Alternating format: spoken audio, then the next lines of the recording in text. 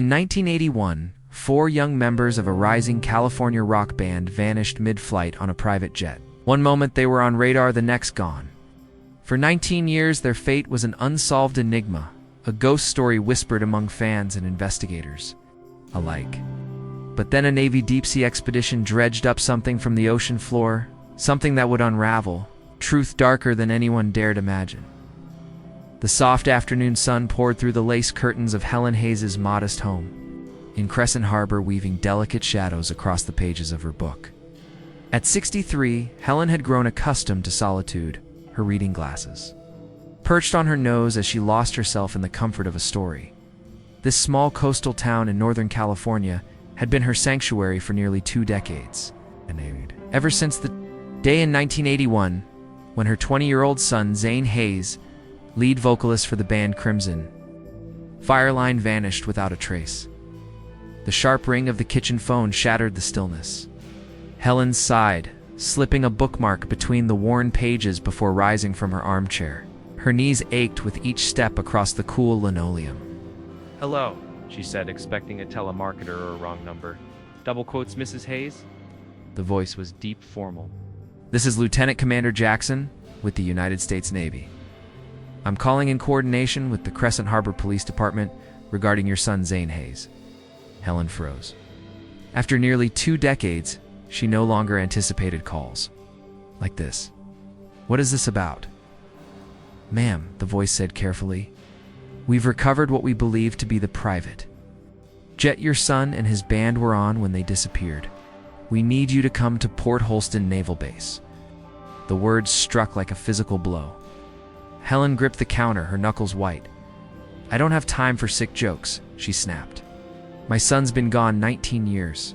He's not alive, and I don't want my peace disturbed." Before the man could reply, she slammed the receiver down. Her hands trembled. The grief she had spent years forcing into the deepest corners of her heart now clawed its way back. Zane's disappearance had shattered her family. Her husband Malcolm had spiraled into a mental breakdown soon after. Though doctors declared him stable and released him 5 years later, he had returned a quieter, stranger man, withdrawing from both. Helen and the town. Helen returned to her chair, but the words in her book swam into nothingness. The phone rang again, insistent, unrelenting. 4 times. 5, 6. She let it scream into the air before finally picking up. "I told you, Mrs. Hayes. Please don't hang up." This time it was a woman's voice, measured steady. "I'm FBI Special Agent Dana Truda, I know. This is hard to believe, but the Navy wasn't pranking you. We've recovered the aircraft. We need you to come to the base immediately." Lynn's throat tightened, tears threatening to break free. I'm sorry," she whispered. I thought." She stopped herself. "I'll come." "Thank you, Mrs. Hayes. Do you need transportation?" "No, I'll manage." It's moving on instinct, Helen, dressed in a simple navy dress and comfortable shoes. She stepped outside toward the train station, only for a familiar car to slow beside her. The window slid down, revealing Patricia and Donald Maddox, their faces worn by years of waiting. "Helen," Patricia said, her voice thick with emotion, "you're headed to Port Holston too?" Helen nodded silently. She remembered them instantly, parents of the band's bass guitarist. "Come with us," Donald offered, opening the back door. Helen slid into the leather seat, the scent of old upholstery wrapping around her. Patricia glanced back. "Kleins are on their way to Derek's aunt and uncle. His parents passed 2 years ago, and the Marinos. Ricky's cousins will be there. His parents are gone now, too." The car rolled onto the highway. Hours passed in heavy silence, broken only by Patricia's quiet sniffles, each one carrying 19 years of unanswered questions. Helen stared out the car window as the California coastline streaked by in a blur of blue and gold. No one spoke. By the time they reached Port Holston Naval Base, the air felt heavier charged. Security was everywhere: Navy personnel in crisp uniforms, FBI agents in dark suits, local police, forensics teams, and a cluster of expedition scientists with clipboards and cameras. At the gate, Agent Dana Trude appeared, her badge catching the light. She was younger than Helen had imagined, but her sharp eyes took in everything. "Thank you for coming. I know this isn't easy." She led them across the sprawling base until they reached an open field. Helen's breath locked in her chest. There. It was the very jet from Malcolm's old photographs. Before the band's fateful flight, her husband had insisted on taking pictures with their film, camera calling it a snapshot of their shooting star moment. He'd developed the photos for their scrapbook hand later for the police. Now the plane stood before her like a ghost dragged from the deep. Rust streaked its once white fuselage. Long strands of seaweed clung to its wings like funereal drapes. The bright red stripes were nothing more than faded, sickly brown smears. Dr. Martinez, the lead scientist from the expedition, stepped forward. "We were mapping hydrothermal vents when our sonar picked up metallic reflections. Our submersible camera confirmed it, a plane 12,000 feet down. Contacted the authorities immediately. The Navy and FBI worked with us to raise it using a marine crane. Its remarkably intact doors, sealed windows cracked inward. Preservation at that depth is extraordinary." Helen's eyes drifted past him and froze. Several body bags lay in a neat row on tarps beside the wreck. Her stomach turned to stone. "Is that?" Agent Trute nodded gravely. "That's why you're here," Dr. Martinez said gently. "At extreme depths, low oxygen near freezing, temperatures, decomposition slows. There's a chance the remains are still identifiable." Patricia Maddox clutched her husband's arm. "Please, we need to see." The officials exchanged a look, then unzipped the first bag. Patricia's scream tore through the air. "Trent, my baby." Even after 19 years, the red leopard print pants were unmistakable. Trent Maddox, flamboyant bassist forever. Frozen in time. The second bag revealed Derek. Clean, his signature leather vest and distinctive belt buckle, confirming it was him. His aunt and uncle collapsed into each other's arms, sobbing.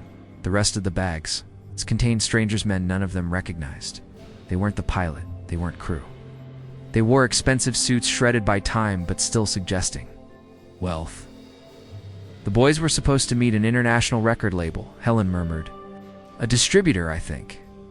My husband was the band's manager. He kept some details from me. I believe he told the police everything, though." Officer Rodriguez, who had led the original case, stepped forward. "That's true, Malcolm. Hayes suffered a breakdown shortly after. He became violent, was hospitalized for 5 years. When he came home, he lived in seclusion. We tried reaching him for today, but he refused. The forensics team moved in, cameras clicking. One technician suddenly stiffened. Gunshot wounds, all of them. Agent Trute's face hardened. Something went very wrong in the air. They were probably killed up front. The missing pilot suggests the plane was on autopilot and he parachuted out. Helen's heart jolted. Then, Zane and Ricky, they're not here. "It's possible," Trute said carefully. "No one has seen them, but this is now a homicide investigation." Asterisk, then came the press descending like vultures. Cameras flashed. Microphones jutted forward. A young reporter stood before the wreckage, her voice rapid fire. Crimson Fireline. Zane Hayes on lead vocals. Trent Maddox on bass. Derek Clean on rhythm guitar. Ricky Moreno on lead guitar. It's known for their small bar gigs. Their music was just starting to catch fire when they vanished. Each family was interviewed in turn. When it was Helen's turn, she faced the cameras, her hands trembling but her voice steady. "I'd lost all hope," she admitted, "but now I pray the police find something, anything about my son." She locked eyes with the lens. "Zane, if you see this, please come back to me. Come home." The other families wept openly for the cameras, but Helen couldn't. She had spent years training herself to lock her grief behind an iron door. When the last interview ended, a police officer approached. "Mrs. Hayes, can we escort you home?" She nodded, grateful for the offer. As they walked toward the patrol car, her eyes drifted back to the plane. 19 years it had slept in the ocean's black depths, cradling its secrets. Now those secrets were clawing their way to the surface, and Helen wasn't sure she wanted to hear what they had to say. The ride home was silent. The young officer seemed to sense she needed the quiet. When they reached her house, he walked her to the door. "Ma'am, if you need anything."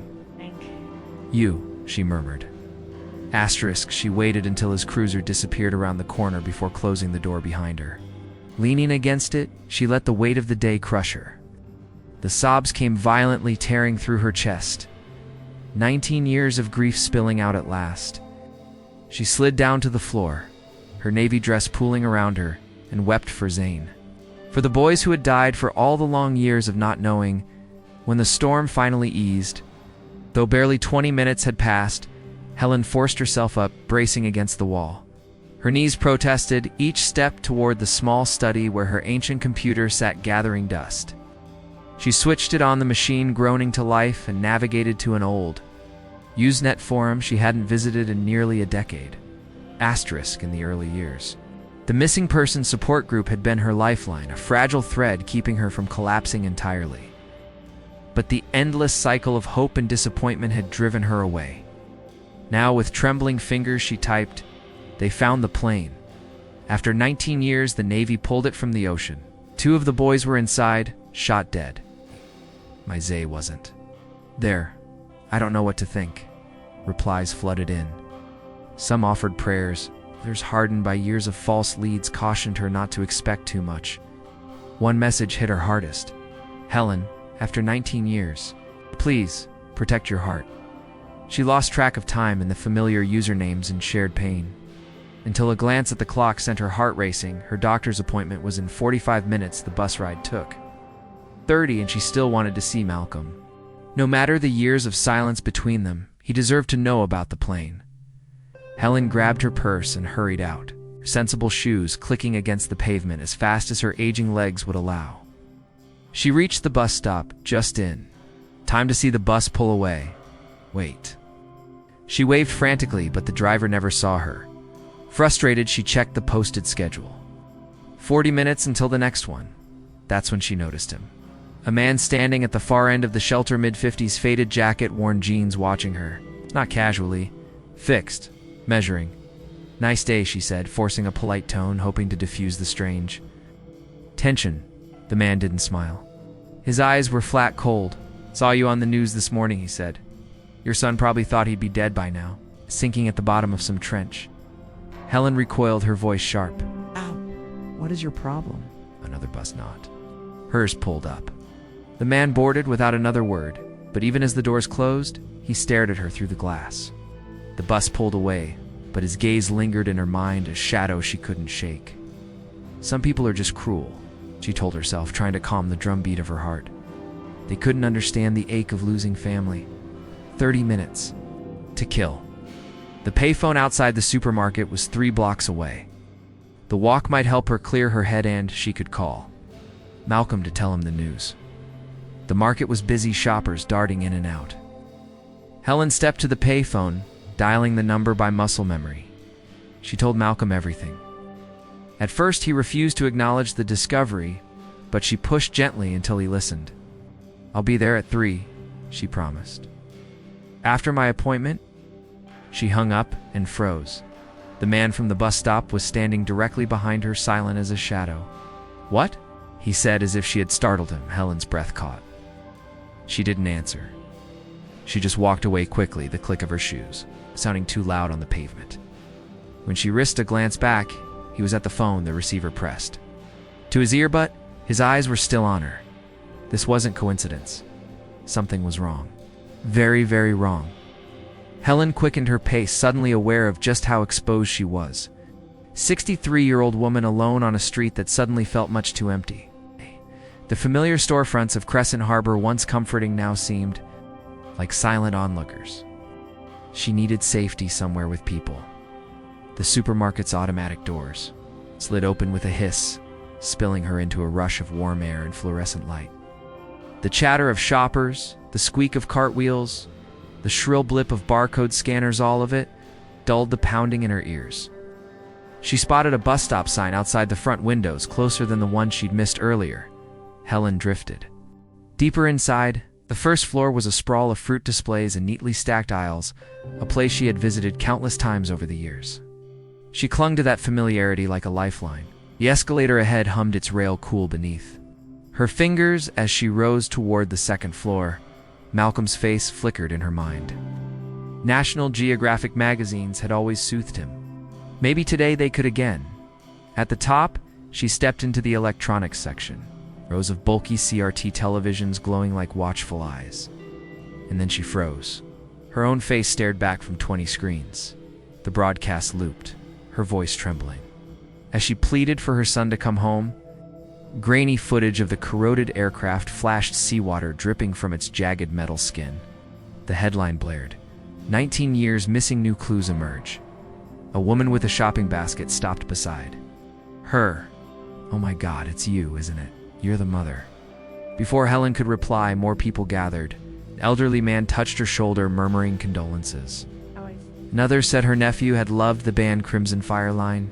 Questions and sympathy collided in a low roar as the crowd pressed closer. Helen's chest tightened to many voices to little air. Give the lady some space, a voice cut through. Relief flickered until she saw him, the man from the bus stop. He slipped through the crowd like a blade through fabric. Before she could step away, his hand clamped around her wrist. His grip was unyielding, cold. What are you? She began, but he was already steering her toward a side door marked Authorized Personnel Only.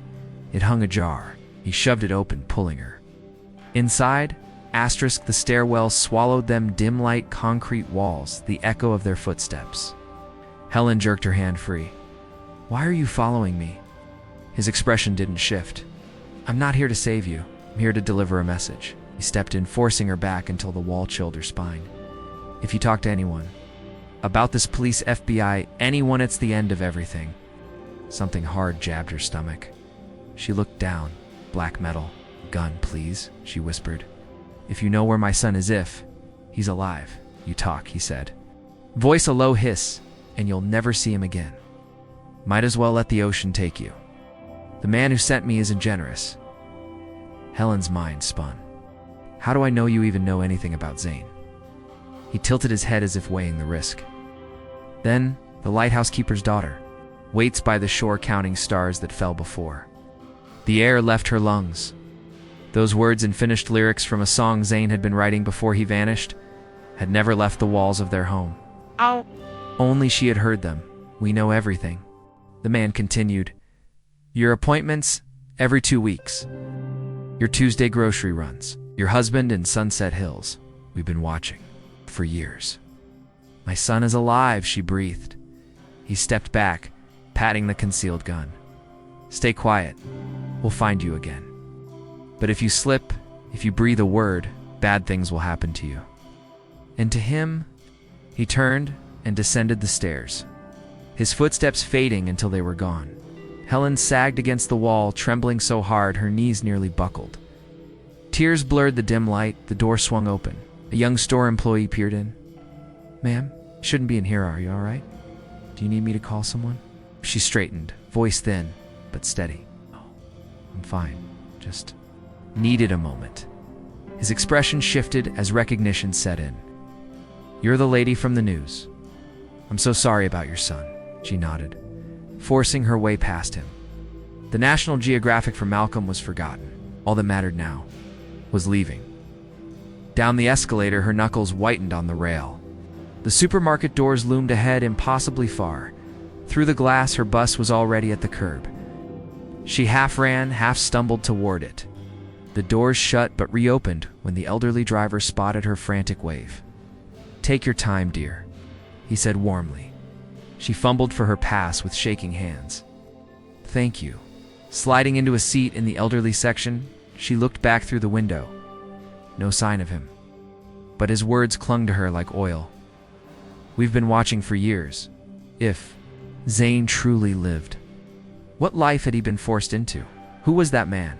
How high would the cost be to see her son again? When the bus hissed to a stop at the hospital complex, Helen's legs still felt unsteady. The beige building rose before her, a fortress of glass and concrete, ordinary on the outside, but suddenly she wondered how safe could anywhere be. Helen moved through the motions at the clinic like a ghost check and blood pressure sit in the waiting room. When Dr. Peterson called her and his voice barely registered, he adjusted her prescriptions, reminded her to avoid stress. She nodded. Absently, her mind tangled in the man's threat and those haunting, impossible song lyrics. Asterisk, by the time she left, the sun was already dipping, casting long shadows over the hospital bus stop. She hesitated. He had told her not to speak to anyone. But Malcolm, her husband, still deserved to know about the plane, was owed the truth. A sharp blast of a horn sliced through her thoughts. Across the street, a dark sedan idled. The driver's face made her stomach clench. It was him, the man from earlier. He tilted his head in a beckoning motion. Run, her instinct screamed. But his earlier warning was louder. Bad things will happen to you and your boy. She crossed the street slowly, as though wading through water. Back seat, he said flatly through the rolled-down window. I don't even know who you are, she replied, voice shaking. Back seat. Now, the steel in his tone cut through her resistance. She slid in. The lock snapped shut. I know you're heading to see your husband, he said, pulling into traffic without looking at her. Hey. Bus was taking you to him, not home. Can't let that happen. I won't tell anyone about you, Helen protested. I need to tell him about the plane. He deserves to know. No. He tossed a pair of handcuffs onto the seat beside her. Asterisk, Helen's breath caught. I don't know you. I don't trust you. I should have called the enough. In one swift motion, he grabbed her wrists and snapped the cuffs on. Make a sound, he said coldly, and I'll kill you right here. The city gave way to highway, then winding roads swallowed by towering pines. The journey felt endless, but the clock said 40 minutes. He turned onto a dirt track, the car jolting over ruts, until a lonely cabin emerged from the trees. He yanked her from the car and dragged her inside. The place reeked of mildew and old smoke. Its sparse furnishings casting long, strange shadows in the dim light. Why are you doing this? Helen demanded. The police will look for me. You can't keep me here forever. I can. I will, he said, unrolling a length of black duct tape. He sealed it over her mouth, ignoring her muffled protest, then stepped outside to make a call. Through the grime-smeared window, Helen watched him pace, cigarette glowing between his fingers. When he caught her staring, he moved out of sight. She strained at the cuffs, but the metal bit into her skin. They weren't coming off. Her pulse pounded. Panic clawed at her chest. When he returned, he crushed his cigarette under his boot and crossed to a section of wall. He pressed on the wood. A hidden panel swung inward. From the compartment, he pulled out several plastic-wrapped packages of white powder. Helen's eyes widened. He tore the tape from her mouth. What is that? She gasped. You're going to swallow them. They're drugs, she cried. No. Kill me if you have to, but I won't. I'm just a sick, grieving woman. My name's Edric Canvo, he interrupted. I have business with your son. You want to see him again? Do exactly what I say, please, she begged. I have a heart condition. This could kill me. If you have any decency. He pressed the cold barrel of his gun against her temple. Not a decent man. 3 seconds. Swallow or die. 1. Please. 2. Helen's hands trembled as she picked up the first package, small, tightly wrapped cold against her tongue. She forced it down, gagging, then another, and another. For in total, good, Edric said, lowering the gun. Yee! Produced a pill bottle. Take these. They'll keep the packages intact. Dry-mouthed, tear-streaked, Helen swallowed them. No. Questions, he warned. The less you know, the longer you breathe. You're not dying, you're just transport. He cuffed her again, binding her to a wooden chair with rough rope. Someone's coming for you. Keep your mouth shut, and maybe you'll see your boy. In the dim cabin, the weight in her stomach felt like lead. She wondered what her son had done to bring her here. Minutes bled into moments. Woozy heaviness spread through her limbs. The pills dulled her thoughts, blurring the edges of the room until time lost shape. A deep rumble broke through the haze headlights, swept across the window. Shapes warped in her drugged vision. A truck. Edric's face hovering close. Time to go. The cuffs came off. Rope fell away. Her legs buckled as he dragged her outside. Cold night air wrapped around her like silk. 3 men waited by the truck, dark-haired, hard-faced, speaking rapid Spanish. One grabbed her, shoving her toward the rear, inside Vieta. The truck's cargo space was larger than she'd imagined. But the man didn't leave her there. He pressed on a wall panel hinges, swung inward, revealing a hidden compartment. "Get in. Stay quiet." She ducked inside. And then shapes emerged. Women. Young some, barely 18. Every face hollow-eyed, silent. Helen was the only one over 30? The truth hit through the fog: human trafficking, drug smuggling. She was part of it now. The panel shut. The engine roared. They moved for hours, maybe days, stopping only for muffled exchanges outside. The younger women didn't speak. Their silence was practiced. Gradually, the drugs fog lifted, and with it came the crushing weight of her reality. She was being smuggled, drug-filled, trapped, and heading into God knows where. The final stop came under harsh, unfamiliar voices, English with thick accents. Russian. The panel swung open. Floodlights seared her eyes. A massive man filled the doorway. Out. Move. They stumbled into a warehouse, concrete floors, chemical stink. Armed men waited. A side room buzzed ominously. Radiation warning on the door. Women went in one by one, emerging pale and shaken. When Helen's turn came, a guard shoved her inside, pressing her against a cold metal wall. The next man who entered was worse. Half his face crushed and scarred into a permanent sneer. He carried a tray of cloudy liquid in small cups. Drink. Pass packages. The others drank immediately. Helen's hand shook as she reached for hers. The man noticed, sneering closer. His breath stank. "Why send old woman?" he muttered to his partner in broken English. 4 packages, barely standing. "Ass boss," the other replied. The broken-faced man leaned, so close she could see every twisted ridge of scar tissue. "Drink. Babushka. Or I make you drink." Helen swallowed the bitter liquid, hating herself for every choice that had brought her here. She should have let Edric kill her in that cabin. At least that would have been quick. Now she was at the mercy of monsters. "I take old woman to Bruno," the broken-faced man muttered, voice dripping with disdain. He'd deal with her. "Maybe we send message to suppliers: no more ransacked grannies who can't stand. This one's faulty product." The younger women didn't even blink. Their eyes were voids, hollow from too many horrors. No sympathy left. Hand clamped around Helen's arm, fingers sinking into her flesh until they found bone. She winced. "Move." Asterisk, he dragged her from the room, her feet struggling to keep up every step, pulling her farther from hope. Would she ever see daylight again? Ow. Would this hellish journey lead her to Xehanort, swallow her whole like it had so many nameless others? They wove through a maze of corridors, each darker, narrower, and colder than the last. His grip never loosened. Finally, he stopped before a black door, its paint peeling in grotesque flakes like diseased skin. He wrenched it open. A staircase plunged into shadow. The air grew colder as they descended. The silence thick, heavy, unnatural. The black door. He shoved her through. Helen stumbled, caught herself, then was yanked. Upright again, she froze. The room was a nightmare, painted in red. Red floor, red walls. The metallic temps hit her nose first, but the underlying recrat waste slammed into her harder. Eyes.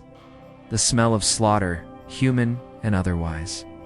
3 women knelt in the center, blindfolded, gagged wrists bound behind them. They trembled, silent.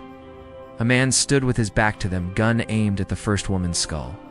"Gerald, where's Bruno?" Broken Face called. Got a dud from the supplier. "Old woman, probably a mole." The man turned. Helen's breath caught. 19 years hadn't erased that face. Ricky Marino, Zane's childhood friend, Crimson Fireline's lead guitarist. The boy who'd eaten spaghetti in her kitchen shyly, tuning his guitar while Zane teased him. Now his eyes flickered with recognitions. Then alarm. "I think you're..."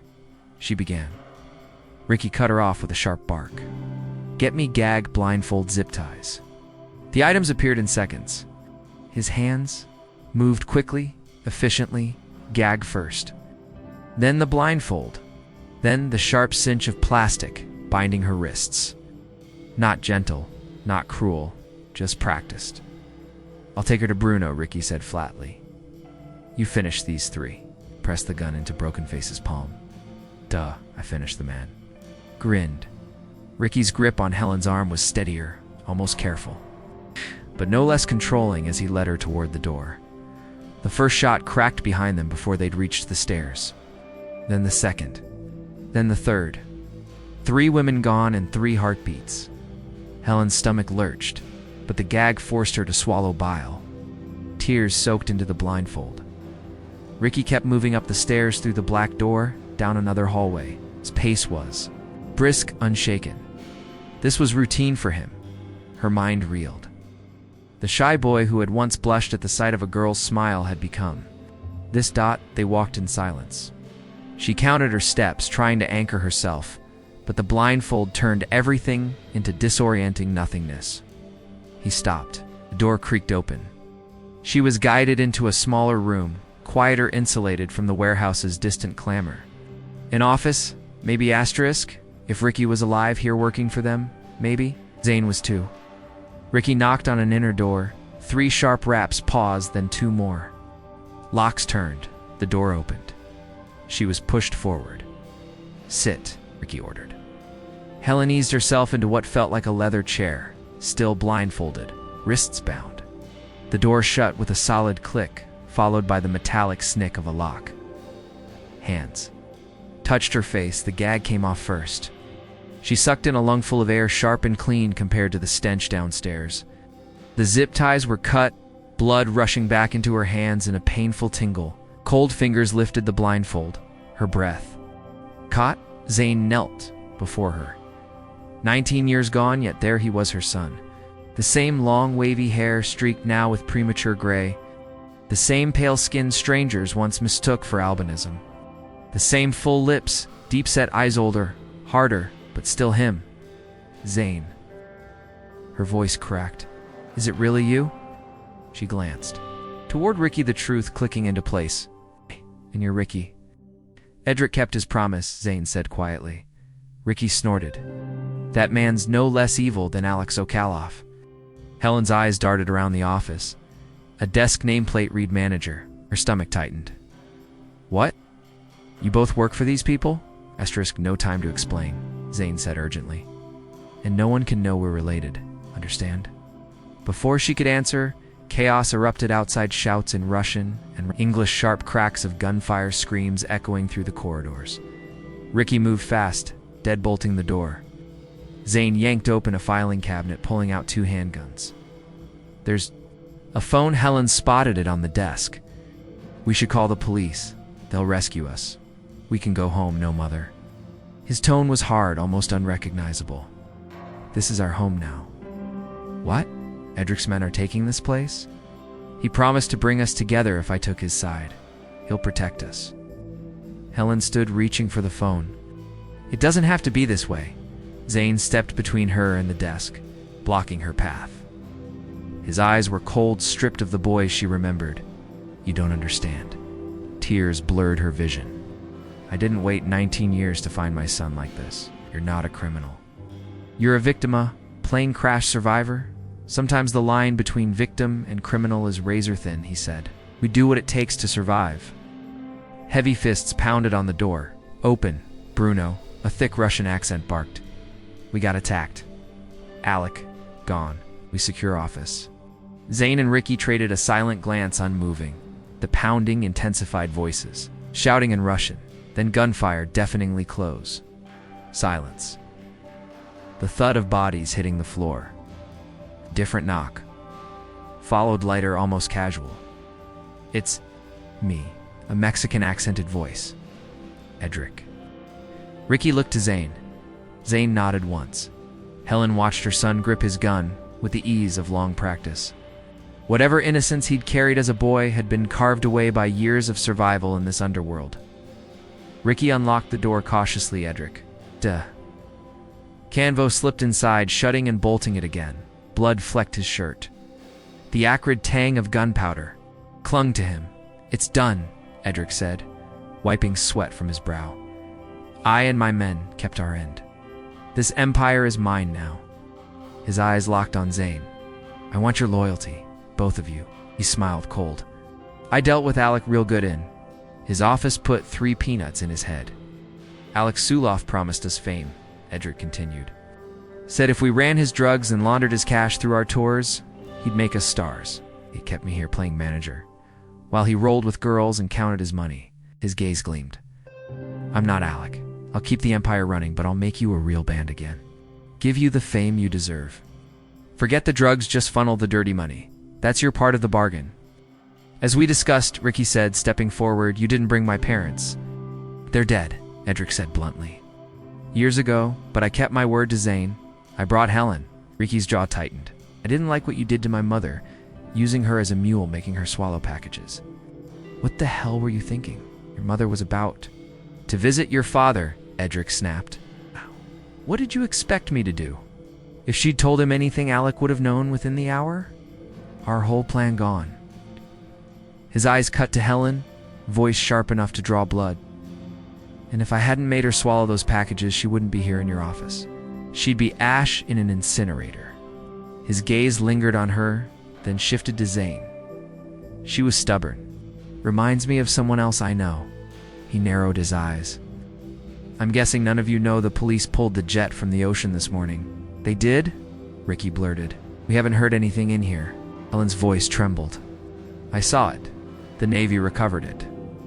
She turned to Zane, realization hitting hard. Your father, he knew about all of this. Zane's jaw tightened. It's complicated, I'll explain later. She remembered Dad was our band manager.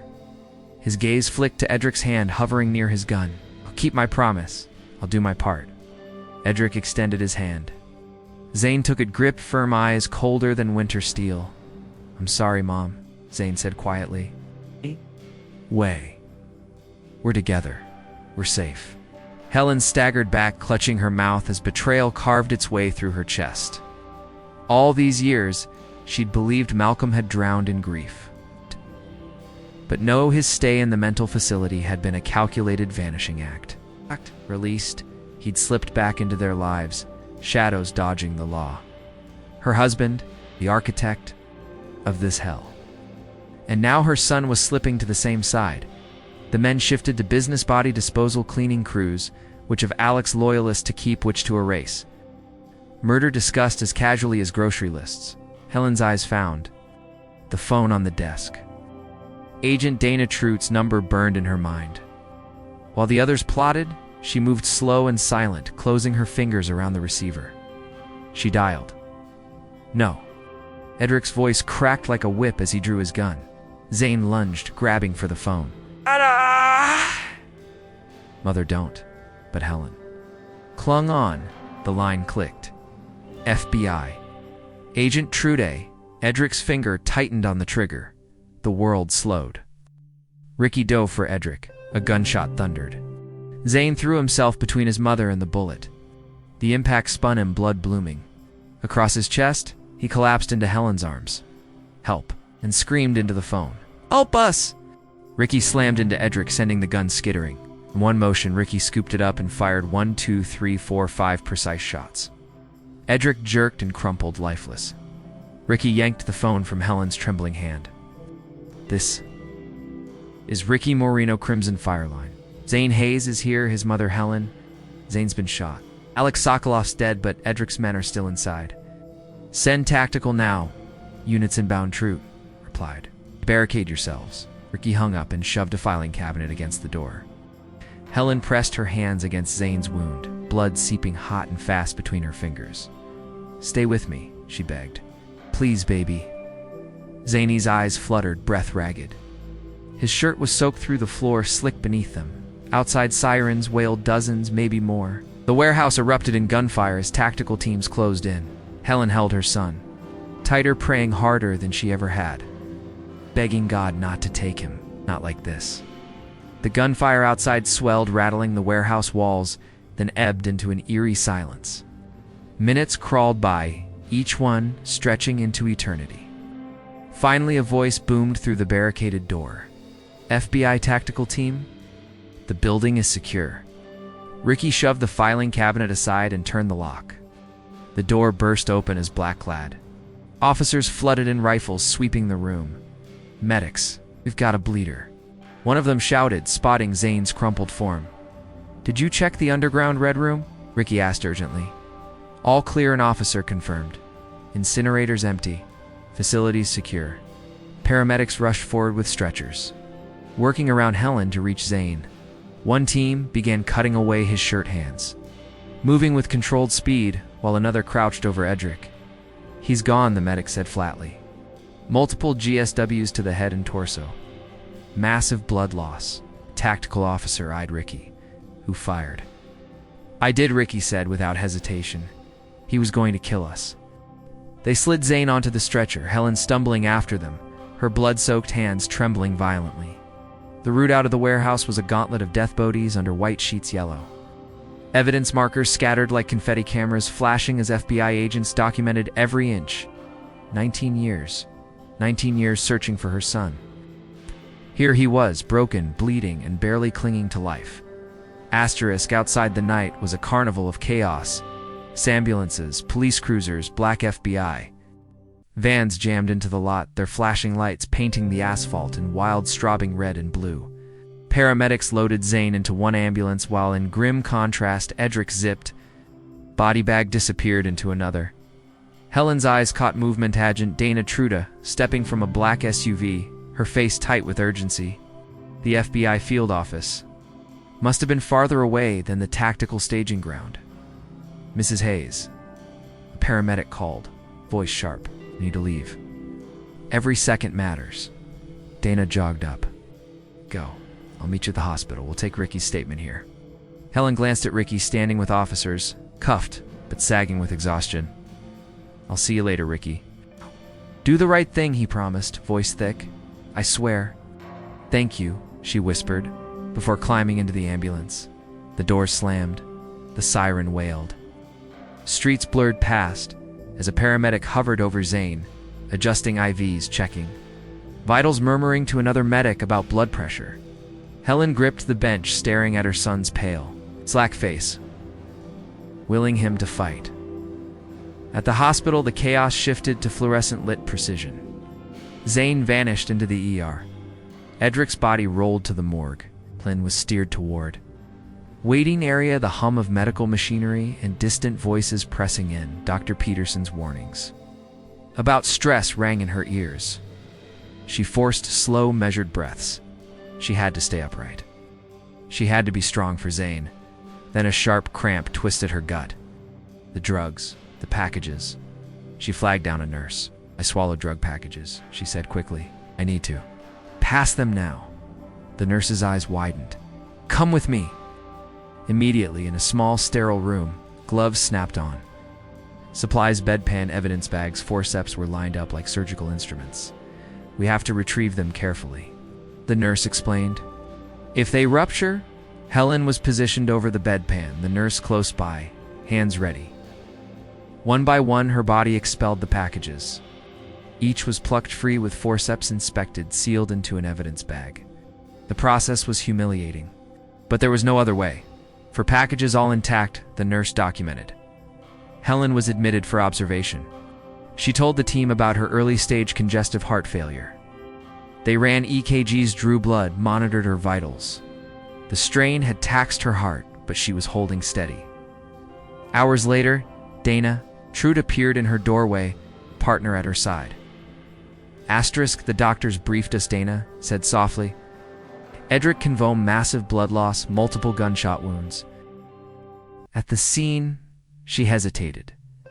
Zane is alive, but he's in a coma. He flatlined twice during surgery, but they brought him back. He's critical, stable for now. He's lost an extraordinary amount of blood. Helen closed her eyes, relief washing over her in waves. Thank God, she breathed. He's alive. Ricky told us everything, Dana said, her voice low but deliberate. He's been fully cooperative. You want to know what really happened in 1981? Helen's breath caught. My son never got the chance to explain. Dana unfolded her notes. According to Ricky, your husband Malcolm, was managing the band. Invited them on what he called a celebration trip, private jet promises of an international distribution deal. She hesitated, then added, but on board. They met Alex Sulafov. That's when Malcolm revealed the real plan, launder. Cartel drug money through tours, washing millions through ticket sales and merchandise. Helen's stomach churned. Malcolm planned this. When Zane and Trent refused, Malcolm and two cartel enforcers drew weapons. A fight broke out. Trent was shot trying to fight them off. Derek was executed for trying to radio air traffic control. Dana's tone hardened. Zane was spared because he was Malcolm's son. Ricky agreed to cooperate. If they'd protect his family, Alex saw him as Market Bly, a face that could move product and disguise the operation. Helen gripped the blanket. Your husband forced Zane into Alex's service, threatening to kill you if he refused, Dana continued. After the murders, Alec needed the bodies gone. The pilot, one of Alec's men, set autopilot toward the Wanda Fuka Ridge. They parachuted out to waiting boats. Helen's voice was tight. And the wreck wasn't found for 19 years because radar coverage over the Pacific was full of gaps. In '81. The emergency beacon was removed, and the crash site was too deep for the recovery tech of the time. Tears slid down Helen's cheeks. Oh, my son worked for monsters for 19 years. Overheard what they made him do: kill. Use women and children as mules. Alec and Edric are gone. But Zane and Ricky were just boys caught in my husband's evil. What happens to them now? Malcolm's in custody, Dana said. His years of hiding behind mental instability won't shield him anymore. We'll pursue charges. As for Zane and Ricky, it's complicated. They could be prosecuted as willing criminals, but we're pushing for the truth. They were coerced teenagers under threat of family execution. Ricky's cooperation will help. With good counsel, they could see reduced sentences or immunity for testifying. Helen's voice softened. Ricky's parents have been gone for years. He may never have known, kept isolated like that. I want to speak to him when I'm well enough. It can be arranged, Dana promised, standing. We'll update you as things develop. When they left, Helen called the nurse. I need to see my son. The nurse brought a wheelchair and eased her into it, pushing her through the hushed corridors to the ICU. Through the glass doors, she saw him sane, pale, and still tethered to machines. A ventilator breathed for him. Bandages swathed his chest. Inside, the nurse gave her privacy. Helen's trembling fingers found his hand warm but limp. My baby, she whispered, tears spilling freely. My sweet boy. 19 years of searching, of grief and wondering had led to this moment. He was alive, but battered, carved by years of survival under monsters. I'm sorry, she wept. Sorry I couldn't protect you. Father did this. She saved me. Zane, you took that bullet for me. She bowed her head, whispering a prayer. God, please, heal my son. I know he's done terrible things, but you know his heart. He was just a boy trying to survive. Please, give him a chance to make it right. Helen squeezed his hand. I'll fight for you. Your father should pay, not you. You were a victim, my brave lost boy. The monitors beeped steadily. The ventilator sighed. Zane didn't stir. But Helen stayed. After 19 years of questions, she had answers. After 19 years of absence, she had her son. It wasn't the reunion she'd dreamed of, but it was real. She would keep vigil as long as they allowed, watching over the boy she'd lost and found again, clinging to one last hope, that one day he'd open his eyes and call her mother.